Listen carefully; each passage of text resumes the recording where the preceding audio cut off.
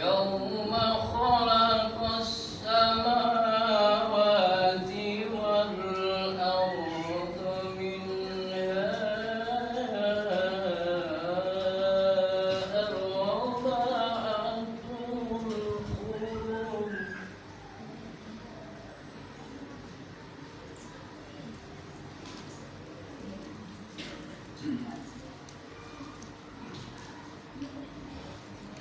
ذلك الدين القيم فلا تظلموا فيهن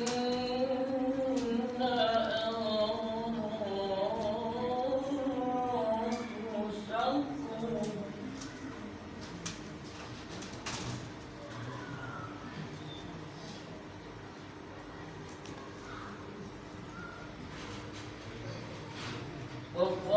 وقاتلوا المشركين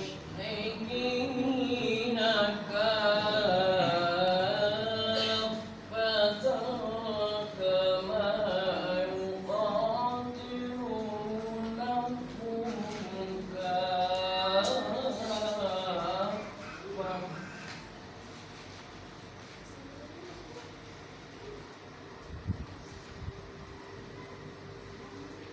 واعلموا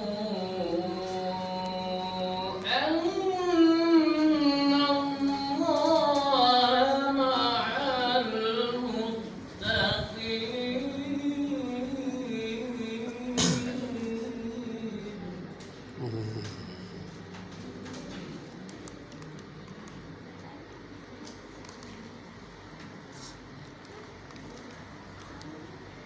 إنما النسيء زيادة في الكفر يضل به الذين كفروا يحلونه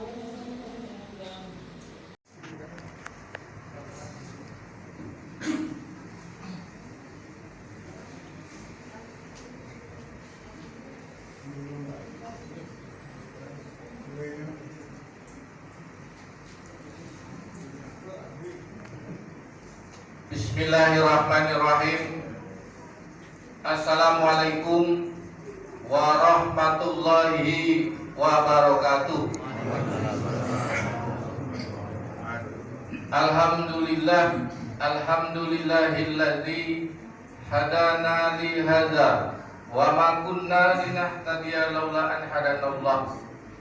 Asyhadu an la ilaha illallah wa asyhadu anna Muhammadan abduhu wa rasuluh, amma ba'du.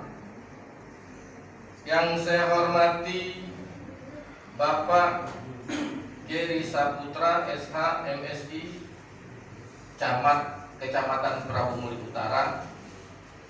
Yang saya hormati Bapak Ustadz Harun Al-Rasyid MPDI, pimpinan Pondok Pesantren Harmoni. Yang saya hormati Bapak Haji Ahmad Sobri, Sarjana Hukum selaku penasihat Masjid Besar Al-Quran. Yang saya hormati Bapak RW 05 Bapak Edi Tunut, Sarjana Hukum, Bapak M. Taslim RW 09 Bapak RW 02. Yang saya hormati juga Ketua Majelis Taklim Ibu Aminah SPD, Jamaah dari Masjid Al-Ikhlas Nurul Islam, kemudian Bapak Agania di Sabah dari Ar-Rahman, Bapak-bapak juga yang lain yang tidak bisa kami sebutkan satu persatu tanpa mengurangi rasa hormat kami. Tentu yang pertama, segala puji dan syukur selalu kita ucapkan kehadirat Allah Subhanahu wa Ta'ala, karena berkat izin dan ridhonya pada Alhamdulillahirabbil alamin. Wassalatu wassalamu ala asrofil anbiya'i wal mursalin wa alihi wa sahbihi ajma'in. Yang kami hormati Bapak Ustadz Harun Rosid PDI, yang kami hormati Bapak Ketua Masjid Al-Ikhwan Lurah Musari beserta seluruh jajaran pengurus, yang kami hormati juga hadir di sini pengurus Masjid Al-Ikhlas Lurah Musari. Kemudian tadi ada juga jemaah dari Masjid Nurul Islam atau Langgar Daud. Kemudian yang kami hormati Bapak dan Ibu hadirin jemaah salat Isya dan saudara-saudara yang tidak dapat kami sebutkan pada saat ini. Pertama-tama dan paling utama, mari bersama-sama kita memanjatkan puji dan puji syukur atas kehadiran Allah Taala, karena sampai pada malam hari ini masih memperkenankan kita dalam keadaan sehat walafiat. Mudah-mudahan tak kurang sama. Kemudian selamat dan salam semoga selalu tercurah kepada junjungan dan besar kita Nabi Muhammad SAW serta keluarga-keluarganya, sahabat-sahabatnya, serta seluruh pengikutnya yang setia dan istiqomah di jalan yang diridhoi oleh Allah SWT. Bapak-bapak, ibu-ibu yang kami hormati, izinkanlah kami untuk terlebih dahulu memperkenalkan diri. Nama kami tadi sudah disebutkan, Deni Saputra. Kami dipercaya oleh Bapak Wali Kota Pramuli dan Bapak Wakil Wali Kota Pramuli untuk menjabat sebagai camat Pramuli Utara sejak tanggal 25 Mei 2 bulan yang lalu. Sebelumnya kami bertugas di Sekda Kota Pramuli, Kepala Bagian Organisasi. Kemudian kami di sini terlebih dahulu ingin mengucapkan terima kasih kepada seluruh pengurus Masjid Al-Ikhwan yang telah memberikan undangan kepada kami untuk menghadiri acara pada malam hari ini. Di sini kami mohon izin untuk menyampaikan permohonan bantuan kepada ibu-ibu dan bapak-bapak. Dan di sini ada senior kami, Pak Haji Asobri. Beliau ini dulu adalah pimpinan kami, guru kami. Kami banyak belajar dengan beliau mengenai menyelesaikan pekerjaan-pekerjaan, menyelesaikan permasalahan-permasalahan yang ada. Makan kerupuk itu, ini juga. Jadi kami instruksikan juga kepada rekan-rekan lurah, mungkin jajaran di bawahnya, agar kiranya mengadakan semacam bentuk panitia ataupun menghubungi para donatur, mungkin ada perusahaan-perusahaan ataupun tempat Bapak Ibu bekerja, silakan dimohonkan bantuannya untuk memeriahkan hari kemerdekaan Republik Indonesia ke-77 ini. Kemudian kami juga ingin menyampaikan permohonan, kami sudah banyak lihat, cuman masih ada juga yang belum melaksanakan, yaitu memasang bendera merah putih. Masih ada yang belum, ataupun memasang bendera umbul-umbul, karena kita dalam bentuk rasa syukur kita atas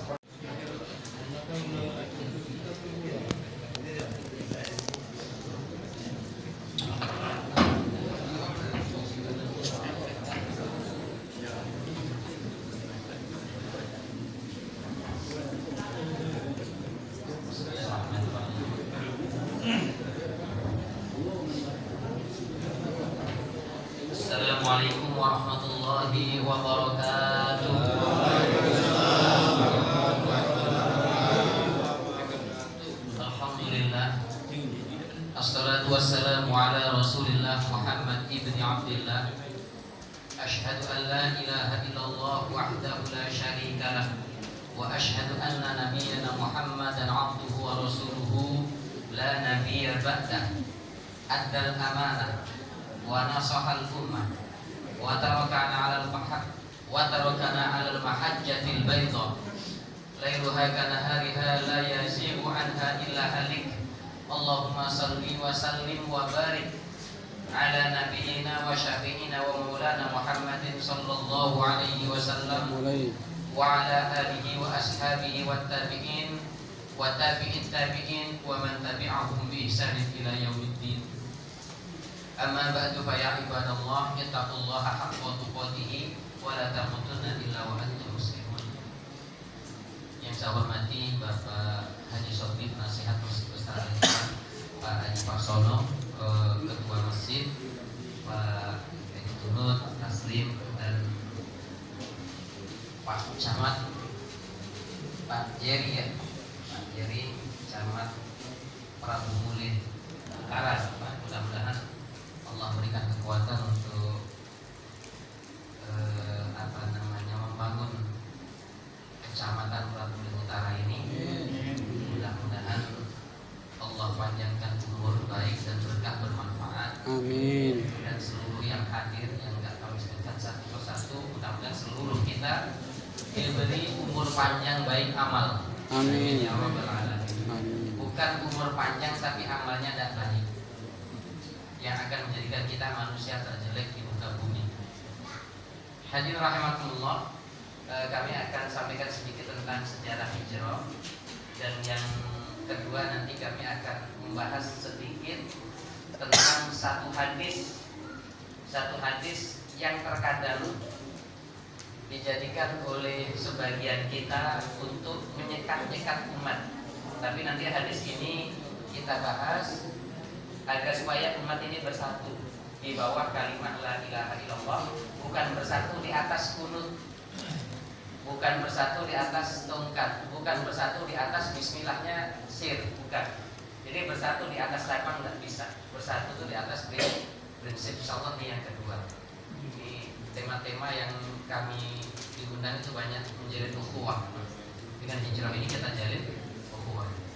Hadirin rahimakumullah, yang pertama Pak, kami singkat saja. Kami merujuk kepada satu kitab namanya Rahiqul Makhtum. Kitab ini ditulis oleh ulama dari India namanya Syekh Mubarakpuri, Sofiyuddin Mubarakpuri. Nama bukunya adalah Rahiqul Makhtum. Buku ini pernah mendapatkan penghargaan dunia. Jadi termasuk buku sejarah terbagus yang ditulis oleh para ulama. Namanya, saya ulang kembali lagi, Rahiqul Makhtum, karya Sofiyuddin Mubarakpuri dari India. Hadirin rahimakumullah, singkat ceritanya seperti ini. Setelah perintis hijrah itu ada 3 orang, Pak. Karena para sahabat termasuk Rasul itu diintimidasi. Di Mekah itu Pak, yang sholat dibunuh pada waktu itu. Di Mekah itu yang menyebut nama Allah disiksa. Bahkan seorang wanita yang bernama Sumayyah itu dikarenakan dia beriman kepada Allah di dalam kamarnya. Di dalam kamarnya dia beriman kepada Allah. Takut dari suami, khawatir nanti dibunuh oleh suami. Suaminya pun ternyata di kamar sebelah itu beriman kepada Allah, takut ketuaan istrinya. Termasuk anaknya, Pak. Anaknya namanya Ammar bin Yasir. Itu mengendak-endak keluar dari rumah untuk apa? Untuk beriman kepada Allah, takut ketahuan oleh ibu dan ayahnya. Ini kisah pertama kali. Itu. Akhirnya apa? Akhirnya ketiga-tiganya pulang ke rumah. Suami ketemu istri dan anaknya datang. Ternyata Allah singkapkan semuanya. Makanya inilah keluarga yang pertama kali beriman kepada Allah Subhanahu wa taala secara keseluruhan, suami, istri dan anak. Akhirnya apa? Besoknya sang istri, sang ibu yang nama Sumayyah tadi Pak, ditangkap, diseret ke tengah padang pasir. Di tengah padang pasir itu diikat, kemudian dibunuh dengan cara ditombak perutnya. Itu ketika beriman kepada Allah. Mudah-mudahan tidak terjadi di Wonosari ini. Ya, yang mengakibatkan kita harus pindah tempat untuk bisa sholat. Itu. Jadi jangankan sholat, beriman saja diam-diam dibunuh, apalagi sholat. Kalau di Masjid Al-Ikhwan ada nggak Pak yang menghalangi sholat?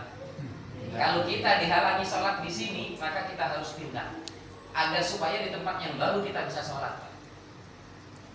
Itulah hijrah seperti itu. Hadirin rahimakumullah. Akhirnya apa? Akhirnya si Sumayyah sang ibu tadi mendapatkan gelar awwalu syahidatin fil Islam. Dialah orang yang pertama kali mati syahid dalam Islam, bukan laki-laki namun perempuan. Kemudian gantian suaminya tak dibunuh. Selanjutnya pemuda yang bernama Ammar bin Yasir tadi diikat. Ketika diikat, kemudian ditambahkan dengan tunggul kurma, dipaksa di situ. Kalau kamu pengen selamat, murtad. Kalau kamu pengen selamat, murtad. Akhirnya apa, Pak? Menangis dia. Akhirnya apa? Dia sebut nama-nama berhala itu. Hubal. Selamat dia. Ikatannya dilepas. Karena apa? Takut dibunuh tadi. Kemudian sampailah berita ini ke telinga Rasulullah Shallallahu Alaihi Wasallam. Rasulullah temui si Ammar bin Yasir, pemuda yang masih belasan tahun tadi. Disitulah Ammar bin Yasir langsung menangis sejadi-jadinya. Ya Rasul, saya telah murtad. Karena apa? Dia sebut nama bukan Allah, yang disebut Hubal, yaitu berhala yang disembah oleh orang kafir Quraisy. Di situ turun ayat, Pak. Tidak apa-apa mengucapkan, melakukan kata-kata perbuatan kekufuran dalam keadaan terpaksa. Wa qalbuhu mutmainnun bil iman, dengan syarat hatinya mantap dengan keimanannya kepada Allah Subhanahu wa taala. Alhamdulillah kita mulih ini aman Pak sholat. Masalahnya kita walaupun aman malah tidak mau sholat. Nah, ini masalah utama itu di situ. Ini yang pertama. Yang kedua sekarang, Pak, dikarenakan tidak kondusif di Mekah itu, yang beriman disiksa, yang beriman dibunuh. Muadzin Rasul yang bernama Bilal itu nama orang, Pak. Bilal itu nama orang. Perbuatannya namanya muadzin, orang yang adzan. Jadi muadzinnya siapa? Tukang adzannya siapa? Tukang adzannya namanya Bilal. Tempat kita Bilalnya siapa? Bilal itu nama orang, kok ditanyakan Bilalnya siapa? Jadi pada zaman Rasul itu ada tukang adzan. Tukang adzan itu bahasa Arabnya muadzin. Muadzin pada zaman Rasul ada dua. Salah satunya bernama Bilal. Kan sing adzan sapa? Sing adzan Bilal. Muadzinnya siapa? Muadzinnya Bilal. Yang satu muadzinnya Ummi Maktum. Di sini enggak. Bilalnya siapa? Ya tapi nggak apa-apa, Pak. Sudah menjadi kalimat bahasa baku ya, kata-kata baku. Nanti tapi kalau mau dirubah, tapi sini apa? Kita nggak apa. Bilal atau muadzin di sini? Muadzin, alhamdulillah. Tanya Bilalnya siapa? Itu sama dengan Harunnya siapa? Sama saya Harunnya siapa? Harunnya siapa? Pak Haji Sobrinya siapa? Bingung juga kita. Kalau ketua masjidnya siapa? Pak Parsono. Pak Parsononya siapa? Ketua masjid. Ketua masjid. Iya. Contoh lain, ini perlu diperbaiki, Pak. Bilal terawih. Ada yang seperti ini. Allahumma sholli ala sayyidina wa habibina wa maulana wa dzurriyyatina Muhammad. Wah. Itu yang terakhir tidak perlu dibaca. Artinya beda. Allahumma ya Allah sholli, semoga sholawat ala habibina, atas kekasih kami, wa sayyidina, penghulu kami, wa maulana, junjungan kami, wa dzurriyyatina, dan anak keturunan kami Muhammad. Keliru. Jadi yang dzurriyyatina tidak usah dibaca. Karena apa? Arti dzurriyyatina itu keturunan, dzurriyyah. Dzurriyyat itu keturunan, masa Nabi Muhammad keturunan kita? Jadi itu harus diperbaiki bilalnya. Allah cukup Allahumma sholli ala sayyidina wa habibina wa syafi'ina wa maulana Muhammad, tak perlu wa dzurriyyatina, karena dzurriyyatina itu artinya keturunan kami. Nah, itu harus ada perbaikan bahasa secara bahasa. Ada lagi waqfu walaki amman yaqulu amin amin. Ini keliru bacanya. Yang benar itu waqfu wa zaki pakai z. Zaki itu artinya sucikan hatinya ya Allah. Siapa? Mereka yang mengatakan amin. Ini keliru, bukan pakai z Pak, pakai zal. Wa zaki. Zaki itu hanya sembelihlah ya Allah. Zaki itu sucikan ya Allah. Kalau zaki sembelihlah. Sembelihlah ya Allah yang mengucapkan amin amin amin. Itu juga perlu diperbaiki. Nah, insya Allah nanti kita sampaikan ke santri-santri kita Pak, di pesantren Harmoni Insan kami. Ini sudah berjalan 2 pekan Pak. Berjalan 2 pekan. Alhamdulillah MTS-nya Pak Camat ada 31 orang, kemudian MA-nya ada 12 orang. Jadi 43 orang untuk tahun perdana ini. Seperti itu. Jadi 500.000 rupiah sebulan. Kami yang tiap pagi membangunkan mereka. Malam pertama jam 2 sudah bangun. Karena Pak masih gantian berwudu dan buang air di masjid kemarin Pak Haji. Laki-laki perempuan, laki-lakinya yang sini, perempuannya yang sana. Karena sebanyak itu. Jadi jam 2 yang malam pertama sudah bangun. Nah sekarang sudah agak normal, jam 4, jam setengah 4 sudah bangun. Setiap pagi, setiap hari. Nah seperti itu. Kalau anak ini hidup bahagia, banyak duit, main game nggak perlu diajari Pak, semuanya bisa. Main game, COC, ML, apa itu? LM atau apa itu yang anak-anak itu. Nah, kemudian ada makan enak, main motor itu nggak perlu diajari. Tapi kalau nyuci, mandi, berwudu, sholat tepat waktu itu perlu diajari. Dan insyaallah kami sanggup menjadi wakil para ayah ibu sekalian.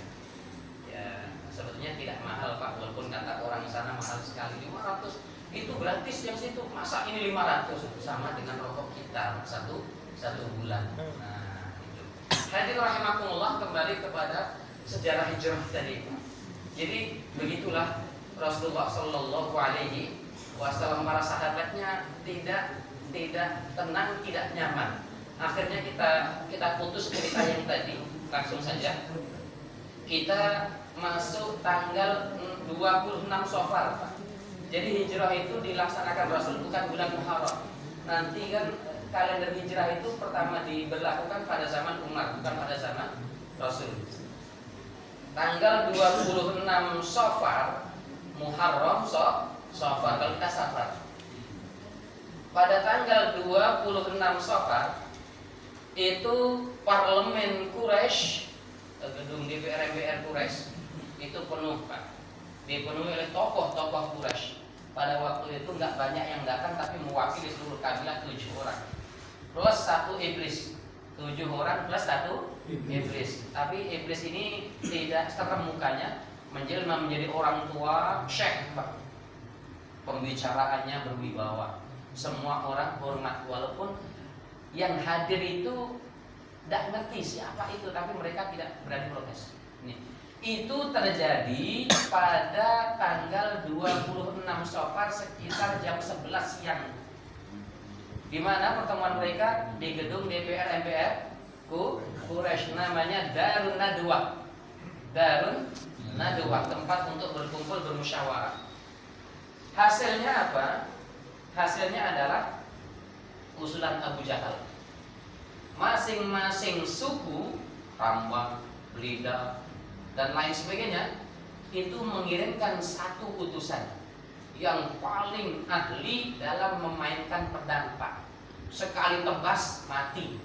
Tapi karena Muhammad ini keluarga besar, khawatir nanti yang membunuh akan diperangi. Akhirnya apa? Kesepakatan mereka, seluruh suku itu harus bersama-sama membunuh Muhammad dalam satu pukulan. Artinya ketika Muhammad meninggal tidak bisa tuntut balas Karena yang melakukan ini seluruh subuh. Habis zuhur, malaikat Jibril datang ke Rasul. Ya Muhammad, nanti malam kamu mau dibunuh sekitar jam 12. Oleh karena itu sebelum jam 12 kamu harus keluar dari rumah, berangkatlah hijrah ke Madinah. Itu Umar sudah duluan, yang lain sudah duluan semua Pak. Yang terakhir itu Rasulullah. Nih, akhirnya apa? Jam 1 siang setelah salat zuhur, Rasul berlari dari kediaman beliau ke rumah Abu Bakar. Sesampainya di depan pintu, ketok pintu, Assalamualaikum ya Abu Bakar. Dari dalam ada suara anak yang bernama Aisyah. Akhirnya Aisyah kaget, kenapa Rasul ini datang setelah zuhur? Tidak pernah yang namanya Nabi Muhammad itu Pak bertamu waktu zuhur, tidak pernah. Hari ini mengepung rumah Rasulullah Shallallahu Alaihi Wasallam. Sampailah jam 11 malam. Kapan datang jam 00?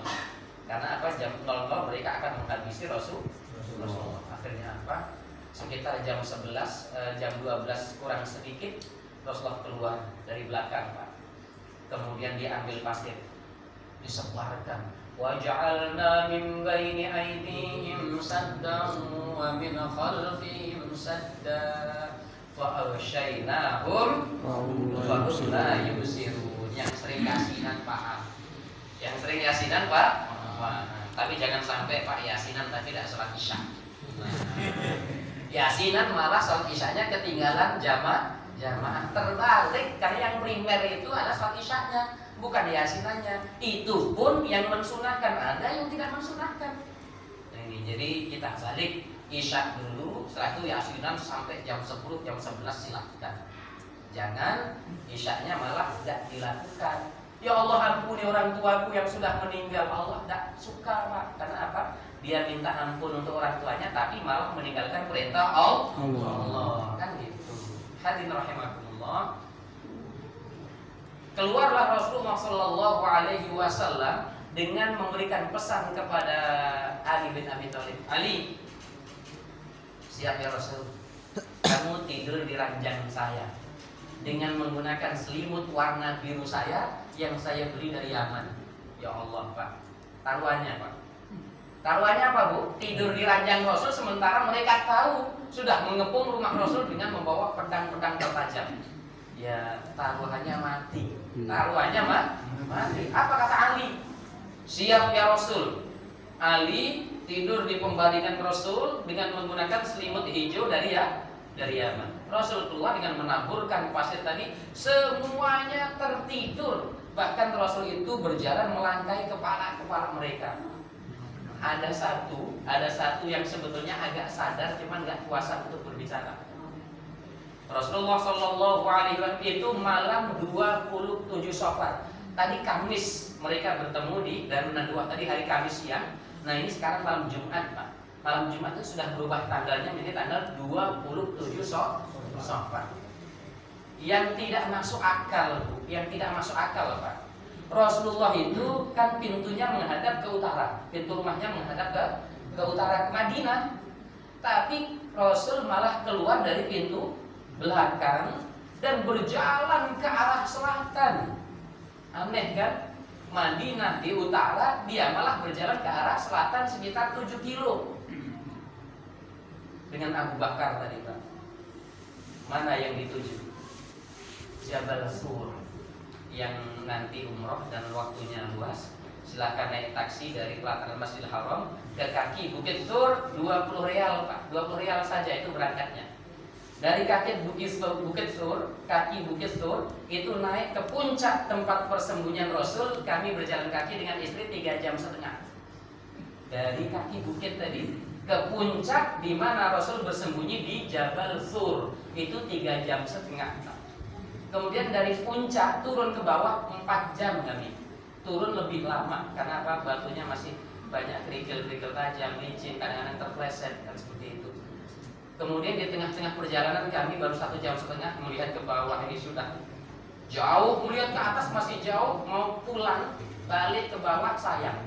Akhirnya udahlah kami nekat sajalah sampai ke atas. Betul. Itulah tempat yang digunakan oleh Rasulullah SAW sembunyi. Bentuknya kalau sekarang sudah ada di langit-langit tulisan la ilaha illallah Muhammad Rasulullah, ada pintu masuk diapit oleh pintu-pintu batu-batu besar, Pak. Di tengah perjalanan batunya itu sebesar masjid ini. Di tengah perjalanan sebesar rumah itu batunya. Dan di depan goa itu juga batu-batu besar itu di puncak gunung itu. Nah, kemudian masuk ke dalam, di sana ada pintu keluar. Disitulah di hadapan gua, karena gua ini tidak pernah ditempati, dihuni, dimasuki manusia. Abu Bakar berkata, ya Rasul, saya periksa dulu gua ini. Abu Bakar masuk ke dalam gua, bersihkan gua itu dengan menggunakan salnya atau imamahnya, Pak. Abu Bakar mendapatkan 3 lubang di dalam gua ini. Kemudian persilahkan Rasul, ya Rasul, alhamdulillah aman. Kemudian Abu Bakar duduk, salnya dilepas, dimasukkan ke lubang, khawatir nanti keluar binatang. Dia duduk, kemudian kakinya diselonjorkan. Kaki yang kanan untuk menutup lubang yang nomor 2, kaki yang kiri untuk menutup lubang yang nomor 3. Nah ini, ya Rasul silahkan masuk. Coba Pak, kalau kita yang Rasul kamu, yang dapat perlindungan dari Allah kamu, yang punya mukjizat kamu. Jadi Rasul saja yang masuk duluan. Ini enggak, anak buahnya yang masuk duluan. Akhirnya apa? Rasulullah masuk, Pak. Setelah masuk karena kecapean, jauh jalan, Pak. Jauh sekali perjalanan itu. Rasul capek, kemudian merebahkan kepalanya di paha Abu Bakar. Rasul tertidur, tapi dikagetkan oleh tetesan air. Tes kena mukanya. Dilihat Abu Bakar menangis. Abu Bakar, kok menangis? Iya ya Rasul. Kakinya, Pak, disengat, digigit ular berbisa. Kakinya digigit ular berbisa. Karena yang tidur di atas pahanya itu manusia paling mulia di muka bumi. Dia adalah atasannya, dia adalah pimpinannya. Maka paha ini dia minta berdoa, ya Allah jangan sampai paha saya bergerak. Kalau paha ini bergerak, maka manusia paling mulia akan terbangun, tidak jadi istirahat. Akan tetapi Abu Bakar tidak bisa menahan tetesan air mata. Itulah anak buah, itulah pengikut, itulah anggota yang luar biasa. Akhirnya apa? Rasulullah SAW terbangun, kemudian bekas gigitan ular itu diludahi oleh Rasul. Seketika ludah itu menjadi bius, ya, bius, patiroso kata orang Jawa itu. Kalau kita tahu bius ya, sehingga rasa sakitnya hilang. Itu malam Jumat. Hadirin rahimakumullah. Siapa yang ngirim makanan? Ada Pak yang ngirim makanan. Yang ngirim makanan Asma binti Abi Bakar, hamil 8 bulan. Hamil 8 bulan, berjalan dari Mekah ke kaki bukit, naik ke atas bawa makanan untuk siapa? Untuk Rasul dan ayah kandungnya, Asma binti Abi Bakar. Kemudian siapa yang menghapus jejak-jejak langkah kaki Rasul dan Abu Bakar serta jejak-jejak langkah kaki Asma, jejak-jejak Abdullah bin Abi Bakar. Abdullah itu informan. Malam-malam Abdullah datang, Pak.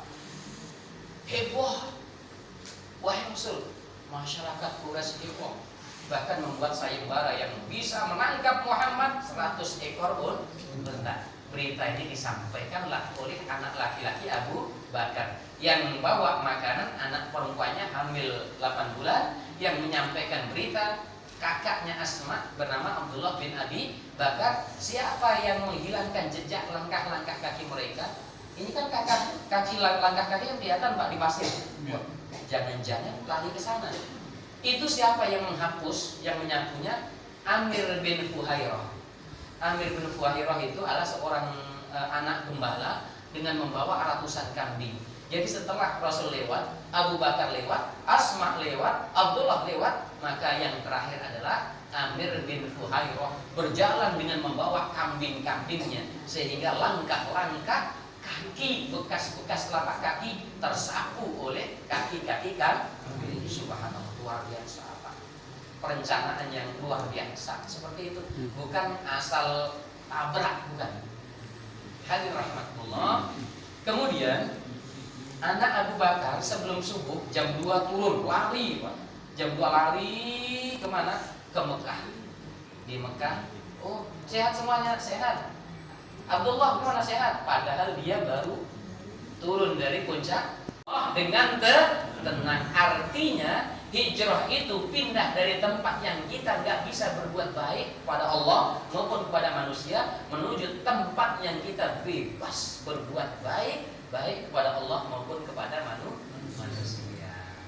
Mudah-mudahan kita tidak hijrah dari sekitar Masjid Al-Ikhwan ini karena kita sudah cukup nyaman beribadah di sini. Amin ya rabbal alamin. Hampir jam berapa Pak ya?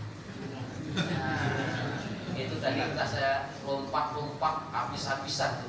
Semuanya ada 600 halaman. 600 halaman. Bukunya apa tadi? Rahiqul Maktum, karangan siapa? Syekh Sofiyuddin Mubarakfuri dari India. Sekarang yang terakhir. Mari kita jalin ukhuwah Pak tahun baru ini. Kita jalin ukhuwah. Kita akan sebutkan satu hadis yang terkadang digunakan oleh khotib, oleh dai untuk menyekat umat. Oh, 72 neraka, yang satu surga. Pernah dengar Pak? Nah, ini hadisnya gitu. Saya sebutkan yang pertama riwayat Abu Hurairah. Pernah kita sampaikan. Abu Hurairah itu siapa nama aslinya yang masih ingat? Gak tahu Pak Taslim dari kemana ya? Ingat gak Pak Taslim? Nah, itu baratnya. Abu Hurairah itu Bu nama panggilan. Abu artinya bapak, Hurairah kucing kecil. Kucing kecil. Ternyata Abu Hurairah itu seorang laki-laki yang kemana-mana bawa kucing kecil. Akhirnya dipanggil oleh Rasul, Abu bapak, Hurairah kucing kecil. Namanya Abdurrahman. Namanya Abdurrahman, hamba Allah. Nama ayahnya Sahrin, Abdurrahman ibnu Sahrin. Dari suku kecil namanya Daus ya. Suku kecil namanya Daus. Kalau kita Belida. Kemudian suku besarnya Tamin, ya, Mu'arenin misalnya. Kemudian nama negaranya Yaman. Jadi nama dia itu Abdurrahman ibnu Sahrin Ad-Dausi At-Tamimi Al-Yamani. Itu nama Abu Hurairah. Tapi ini nggak dikenal. Yang dikenal adalah anak-anak santren atau mahasiswa. Jadi singkatnya seperti ini. Hadis Abu Hurairah ini diriwayatkan, ditulis oleh ahli hadis 5 orang. Yang pertama Abu Dawud, lahir tahun 202 Hijriah. Yang kedua Tirmizi, lahir tahun 204 Hijriah. Kemudian Ibnu Majah, Ibnu Hibban, dan Al-Hakim. Jadi hadis ini diriwayatkan oleh 5 ulama hadis. Bunyinya seperti ini. Iftaraqatil yahudu ala 71 firqatan au 72 firqatan. Langsung saya terjemahkan saja. Yahudi itu akan terpecah menjadi 71 atau 72 kelompok. Pernah dengar Pak ya? Nasrani begitu juga. Pecah menjadi 71 atau 72. Kemudian wasataftariqu ummati ala 73 firqatan, dan umatku, kata Nabi, umatku akan terpecah menjadi 73. Titik hadisnya Pak. Gak ada lanjutan. Nah, ini. Jadi dari hadis yang pertama ini, sesungguhnya umat Rasul akan terpecah menjadi 73. Dan Rasul menyebut mereka ummati, umatku. Rasul tidak pernah mengeluarkan umat-umat itu dari keumatan Rasulullah. Artinya mereka tetap umat Rasul tapi terkotak-kotak menjadi 73. Itu hadis pertama yang paling kuat. Namun hadis ini tidak diriwayatkan oleh Imam Bukhari, tidak diriwayatkan oleh Imam Muslim. Dalam syariat Islam masalah penting pasti ada di dalam Sahih Bukhari, pasti ada di dalam Sahih Muslim. Kalau di Sahih Bukhari nggak ada, di Sahih Muslim nggak ada, berarti perkara itu tidak termasuk perkara yang penting. Nah, jangan sampai masalah tidak begitu penting, ukhuwah hancur. Nih, yang pertama. Sekarang yang kedua. Yang kedua ini riwayat Imam Tabrani tok. Nah, Tabrani saja. Imam Bukhari tidak meriwayatkan, Muslim enggak, Abu Dawud enggak, Tirmidzi enggak, Ibnu Hibban enggak, Ibnu Majah enggak, Hakim enggak, Ahmad tidak. Yang meriwayatkan satu orang namanya Tabrani. Bagaimana hadisnya? Ngeri, Pak. Langsung saya terjemahkan. Yahudi terpecah menjadi 72. Begitu juga Nasrani. Dan umatku akan terpecah menjadi 73. Lanjutannya apa? Wa wahidatun fil jannah, yang satu di surga, yang sisanya 72 di neraka. Wah, ngeri ini, ngeri ya. Habis, Pak. Habis. Tapi sahabat bingung, belum paham dengan hadis ini. Ini riwayat siapa? Riwayat Imam Tabrani. Ada ulama yang mensahihkan, ada ulama yang melemahkan, ada ulama yang mengatakan tambahan satu di surga, 72 di neraka, itu palsu. Tuh, ini hadis yang nomor 2. Jadi jangan dipakai untuk memecah belah umat. Sekarang yang ketiga, hadis yang ketiga. Riwayat Imam Tirmidzi. Umatku demi Allah yang jiwaku di tangannya, umatku akan terpecah menjadi 73. Satu di surga, sisanya di neraka. Siapa yang di surga ya Rasul? Nah, dijawab Rasul, Pak.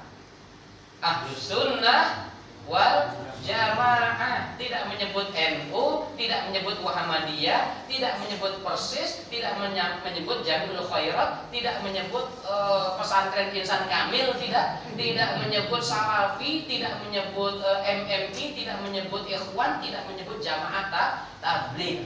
Nih, tapi yang disebut Rasul apa? Ahlus sunnah wal jamaah, bukan pesantren insan kamil, Darussalam, bukan, tidak, Pak. Jadi kami tidak berani mengatakan insan kamil ahli sunnah wal jamaah karena Rasul tidak pernah menyebut itu. Jadi siapa yang selamat tadi? Ahlu sunnah wal jamaah. Hadis riwayat Tirmidzi sekarang, penjelasan ahli sunnah wal jamaah. Nih. Demi Allah, umatku akan terpecah menjadi 73 kelompok. Satu millatun wahidah fil jannah, satu aliran dalam surga. Kemudian sisanya di neraka. Siapa yang dalam surga ya Rasul? Ahlu sunnah wal jamaah. Akhirnya sahabat bingung, Pak. Siapa ikut Obama misalnya? Gak ada, Pak. Artinya gini, yang namanya ustadz, kiai, P3N di dusun sedusun-dusunnya itu ketika ngajarkan sholat acuannya adalah Rasul. Itu berarti dia ahlu sunnah wal jamaah, kecuali kayak tadi. Kalau sholat tidak usah ikut Nabi, ikut Pak Harto saja. Wah, berarti itu tidak ikut Rasul dalam bersolat, dalam melaksanakan sholat. Tapi alhamdulillah, Pak, dari saya kecil sampai sekarang tidak ada satu pun ustaz guru ngaji yang ngajak sholat ikut dia. Tapi seluruh zaman Rasul. Permasalahannya Rasul sudah meninggal. Berarti kita harus ikut pewaris para pewaris Nabi. Hadirin rahimakumullah, itulah ahlu sunnah wal jamaah. Jadi artinya siapa yang sholat Jumat 2 rakaat menghadap kiblat dilaksanakan pada hari Jumat, ini ngikut Rasul, berarti dia ahli sunnah wal jamaah. Kecuali sholat Jumat pada malam tahun baru, wah, itu bukan ahli sunnah wal jamaah. Karena apa? Tidak mengikuti Nabi. Kan sering ditanya, Pak, saya terutama, mana dalil maulid Nabi? Maulid Nabi itu tidak pernah dilakukan Nabi, tidak pernah dilakukan sahabat. Zikir malam tahun baru, tidak ada contoh. Zikir malam tahun baru boleh, Zikir pada malam tahun lama juga boleh. Zikir malam pertengahan tahun juga boleh. Zikir pada malam Jumat Kliwon juga boleh. Yang nggak boleh pada malam tahun baru kita sholat Jumat, itu nggak boleh. Kita ini kadang-kadang kurang objektif nilai. Dalam Islam itu, Bu, Pak ya, ada 2 amalan.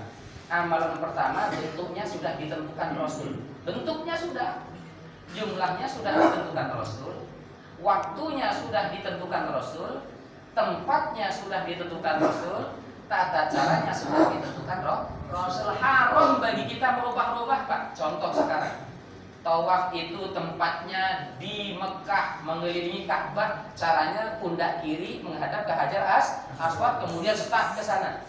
Ini tempat tawaf, posisinya pundak kiri menghadap Hajar Aswad, khutbah. Tapi kalau ceramah ini dilakukan di SMP jam 7 sampai jam 11 pada bulan Ramadan selama 3 sampai sepekan, namanya pesantren ilmu. Kalau ceramah dilakukan di hall tablik akbar. Kalau ceramah dilakukan hari ini di Prabu Mule, besok di Muara Enim, besok 4 Lawang, besoknya Musirawas, besoknya Lubuk Linggo, besoknya Musirawas Utara, besoknya Sarolangun, besoknya Bangko, Bungo, Damas Raya, Padang, namanya apa? Namanya apa? Safari dakwah. Kalau ceramah dilakukan pada saat walimatun nikah, namanya apa? Hikmah pernikahan. Kalau ceramah dilakukan pada malam tahun baru, namanya apa? Peringatan 1 Muharram. Kalau ceramah dilakukan pada hari kelahiran Nabi, namanya peringatan Maulid Nabi. Kok banyak yang nanya mana dalilnya? Wah, ini kan bingung kita akhirnya. Kalau ceramah dilakukan pada saat sebelum akad nikah, namanya khutbah nikah. Jangan ditanyakan mana dalilnya. Ini kan Maulid Nabi, nggak ada contoh, nggak ada dalil. Wah, ini tidak membedakan mana amalan yang sudah diformat dan mana amalan yang belum diformat. Ini harus dimengerti terutama oleh jamaah masjid yang ada di kota, Pak, sehingga tidak terjerumus ke dalam saling menyesatkan, kemudian membawa kata-kata sunnah. Ini Ustadz sunnah. Wah, ini Ustadz sunnah. Yang itu Ustadz beda. Enggak, yang itu Ustadz wajib kalau menurut saya. Ustadz wajib. Jadi jangan kemudian menyekat-ikat, kemudian membawa hadis tadi, satu di surga, yang selainnya di neraka. Siapa yang di surga? Saya dan kelompok saya tahu. Saya tidak mendapatkan aliran sesat di Prabu Mule. Belum pernah. Kalau tempatnya Allah alam. Yang jelas Prabu Mule saya belum pernah mendapatkan aliran sesat. Kalaupun mungkin ada bibit-bibitnya, tapi sekarang sudah tidak ada. Artinya seluruh umat Islam yang ada di Prabu Mule ini semuanya ahlus sunnah wal jamaah, mengikuti yang disabdakan Rasul, karena mereka mengikuti Rasul dan para sahabat. Insya Allah panjang lebar, Pak. Jadi setengah ini setengah ngaji kita, ya, setengah ngaji.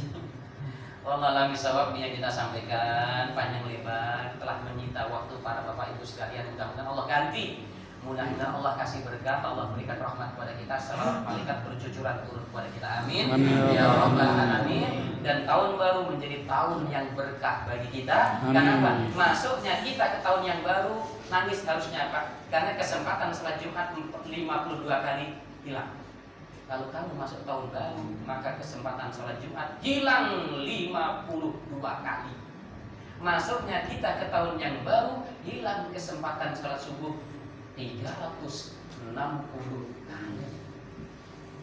Ini Pak. Jadi bukan malah justru gembira ya, tapi sedih kesempatan sholat hilang kan gitu. Allah alam bisawab. Assalamualaikum.